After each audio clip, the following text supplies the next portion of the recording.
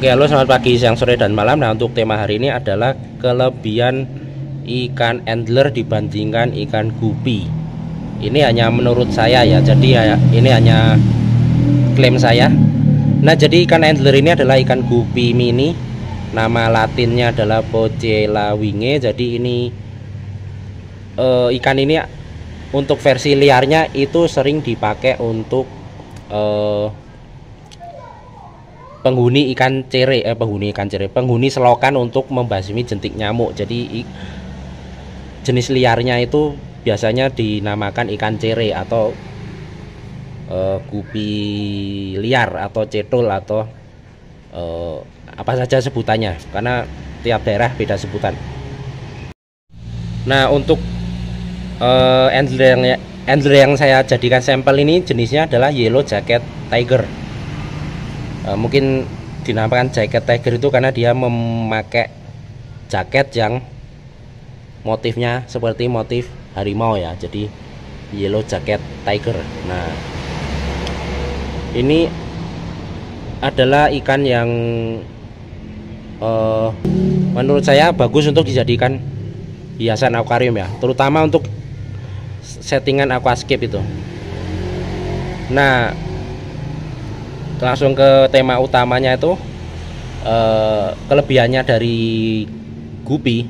Jadi kalau menurut saya untuk angler ini dia lebih tahan penyakit daripada ikan gupi. Jadi mengapa di selokan itu yang ditemukan adalah ikan apa itu nama latinnya tuh, Poecella winge daripada Poecella reticulata. Itu karena memang gupi cere itu, ikan cere atau nenek moyangnya ini, dia lebih awet, daya tahannya maksudnya lebih tinggi daripada yang reticulata itu, yang Poecella yang nenek moyangnya ikan gupi itu. Mengapa? Itu banyak faktor ya. Mungkin kalau bisa dilihat kan, kalau ikan gupi itu kan siripnya kan tidak seperti ini ya. Siripnya kan ini kan kalau kabur ya. Kalau ikan angler ini kan siripnya kan tipis ya, tipis kecil. Beda kalau ikan gupi, biasanya siripnya kan merumbe-rumbe, kayak model apa, slayer gitu. Ada yang detail, ada yang krontel, ada yang apa lagi, setengah bulan, apa tuh, half moon. Nah, ada macam-macam. Jadi otomatis karena siripnya itu lebar, jadi mudah sekali dihinggapin parasit.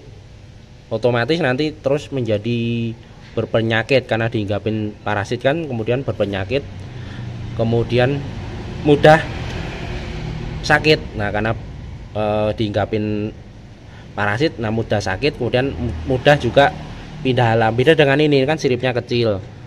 Nah, kemudian gerakannya juga lincah.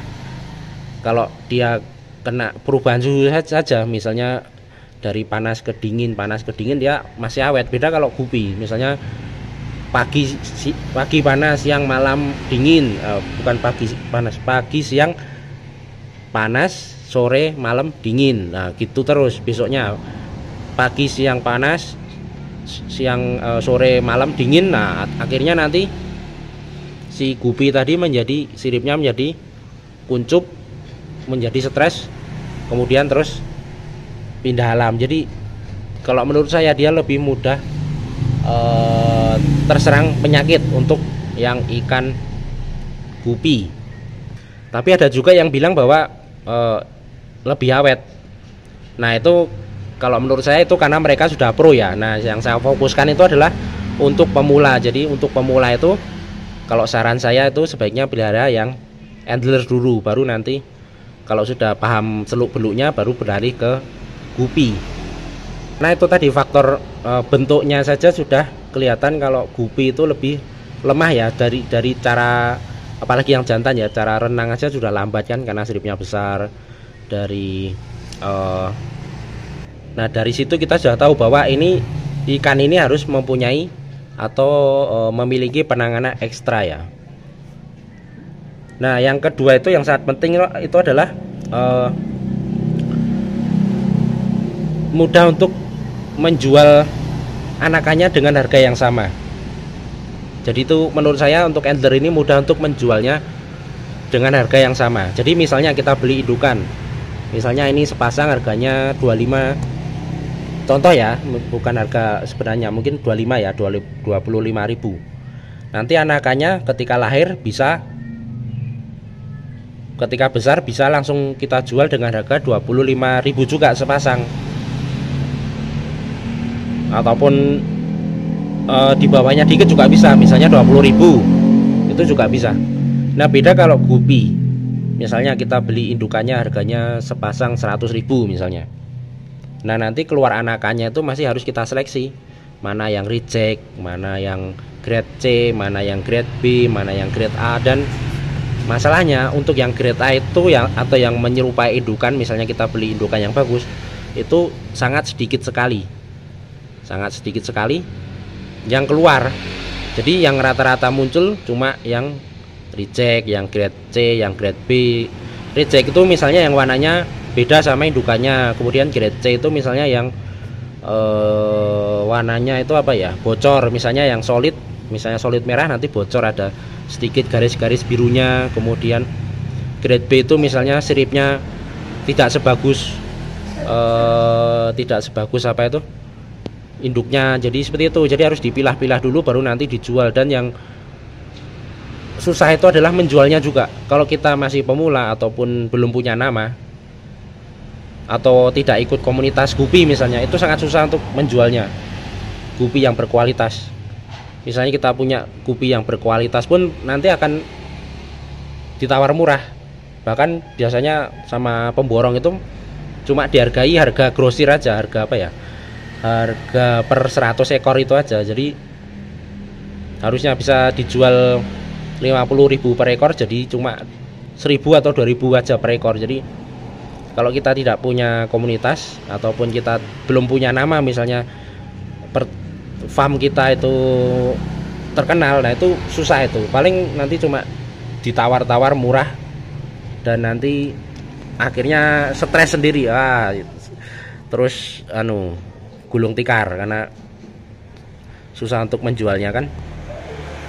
Otomatis kalau kita mau menjual gupi dengan harga yang mahal, kita harus membangun branding dulu atau memiliki komunitas sesama ikan gupi. Kenapa? Karena nanti mereka lah yang membantu untuk memasarkan, membantu untuk apa ya, mengasih tips ini itu. Misalnya kalau kita lelang nanti mereka membantu juga ngebit misalnya, ikut-ikut serta. Misalnya harganya kita lelang ikan misalnya dari angka 1.000 sampai tidak terbatas. Nah pasti mereka juga bantu ngebitnya, misalnya jadi 5.000, jadi 6.000, nanti tambah lagi jadi 7.000 sampai 100.000 bahkan lebih. Nah jadi kalau tidak ada seperti itu, pasti nanti akan apa ya, akan susah tanpa bantuan komunitas tersebut. Nah kalaupun tidak ada, misalnya kita belum mempunyai nama ataupun kita tidak mempunyai komunitas, itu bisa juga kita jual dengan harga yang mahal, dengan catatan kita harus bisa menjualnya ke luar negeri. Misalnya kita iklankan di Instagram, karena biasanya yang untuk pembeli luar negeri itu mereka melihatnya dari Instagram ya. Nanti kalau ada pembeli yang tertarik, nah baru nanti biasanya menghubungi kita. Nah masalahnya kita harus mempelajari juga bagaimana cara mengirimnya sampai di luar negeri. Nah itu harus Anda pelajari juga. Itulah kesulitan untuk menjual ikan gupi. Kalau cuma menjual misalnya harga 2.500, harga 5.000 sih bisa aja. Tetapi kan untuk menjual dengan harga yang mahal itu memang perlu kerja keras seperti itu. Harus punya komunitas, harus membangun branding, harus bisa menjualnya ke luar negeri. Nah oleh karena itu untuk pemula itu disarankan untuk memelihara dulu ikan-ikan yang tidak perlu tidak perlu ribet. Nah contohnya adalah memelihara ikan angler ini, karena nanti anakannya juga keluarnya akan seperti ini juga, seperti bapaknya ini nanti. Kalau yang jantan ya kok kabur ya. Nah seperti ini nanti anakannya pasti 90% itu akan muncul seperti bapaknya ini. Dengan catatan ini betinanya juga yellow jacket tiger ya, bukan antler jenis lain. Kalau antler jenis lain ya nanti hasilnya bukan seperti bapaknya ini. Nah jadi kalau induknya betina sudah seperti ini, yellow jacket tiger misalnya, jantannya juga sudah yellow jacket tiger, nanti anaknya pasti akan keluar seperti ini. Jadi nanti menjualnya gampang misalnya, dan tidak ada kualitasnya juga. Jadi siripnya juga kayak gini, ininya juga kayak gini, jadi menjualnya juga gampang. Misalnya ini kita belinya harganya 20 atau 25, nah kita bisa jual dengan harga segitu juga anakannya nanti 20.000 atau 25.000. Nah kalau lagi pingin cepet lakunya ya dijual agak murah lagi jadi 15. Nah jadi seperti itu. Jadi enaknya pelihara antler itu dia tidak ada kualitasnya. Beda dengan gupi kan nanti harus disortir lagi, sortir yang reject ini, sortir yang ini. Itu dengan catatan kalau ingin menjualnya secara kualitas ya. Kalau menjualnya secara grosir, secara apa itu, partai besar atau ombyokan langsung misalnya per 100 ekor itu ya tidak perlu kayak gitu. Jadi seperti itu. Jadi sampai di sini saja. Selamat pagi, siang, sore, dan malam.